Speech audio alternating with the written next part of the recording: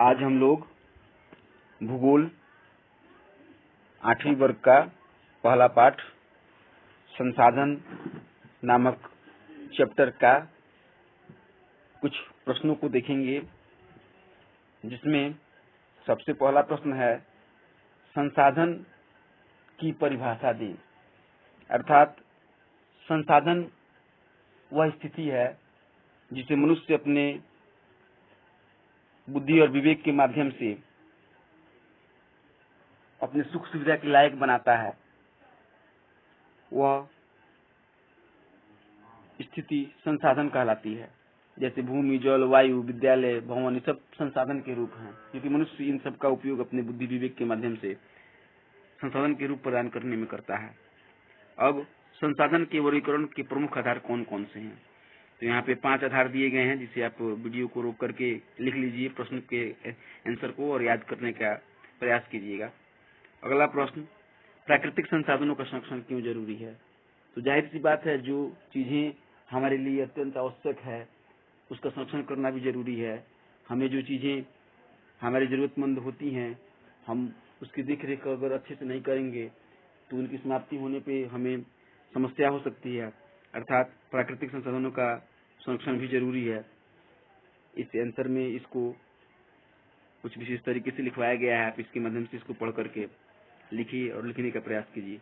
अगला प्रश्न, नवीकरणीय संसाधन किसे कहते हैं? अर्थात वह संसाधन जिसका एक बार इस्तेमाल करने के बाद फिर दोबारा उसको बनाया जा सकता हो या बन जाता हो खुद से भी, वह नवीकरणीय संसाधन कहलाता है। जैसे कि सूर्य की किरणें प्रतिदिन जो है निकलती है और रात होने से पहले समाप्त होती है। अगर सूर्य की किरणें प्रतिदिन बन रही हैं, सर ये समाप्त होने वाली संसाधन नहीं है, इसका विनिर्माण होता है। हवा भी नवीकरणीय संसाधन का ही रूप है। इसी प्रकार आप अपने सोच बुद्धि से भी कुछ सोचिए कि आखिर अब वह कौन सा चीज है जो नवीकरणीय है, जो इस धरती से, इस सृष्टि से समाप्त होने वाला नहीं है।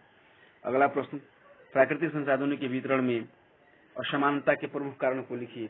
प्राकृतिक संसाधन जो है इसमें असमानता है, इसका क्या कारण है? कहीं पे कोयले की खान है, कहीं पे लोहे की खान है, कहीं पे मरुस्थल है, कहीं पे बालू है, कहीं पे जल है, इत्यादि। सब अलग अलग तरीके से अलग अलग क्यों है? तो इसका प्रमुख कारण है अक्षांशीय विस्तार, समुद्र तट से दूरी, समुद्र जल नल से ऊंचाई, अस्थल रूप में विभिन्नता। इन 5 कारणों के बदौलत प्राकृतिक संसाधनों के वितरण में असमानता है। अक्षांशीय विस्तार के कारण अक्षांश के माध्यम से भी संसाधनों में असमानता पाई जाती है। समुद्र पर से दूरी के माध्यम से भी, जो जगह, स्थल या क्षेत्र समुद्र तल से नजदीक होता है उसकी स्थिति कुछ अलग तरीके से होती है, जो दूर होता है उसकी स्थिति कुछ अलग तरीके से होती है। उसी प्रकार समुद्री जल नल से ऊंचाई, फिर स्थल कहीं पहाड़ है, कहीं पठार है, कहीं मरुस्थल है। तो ऐसी स्थिति में प्राकृतिक संसाधनों के वितरण की समानता अलग होती है।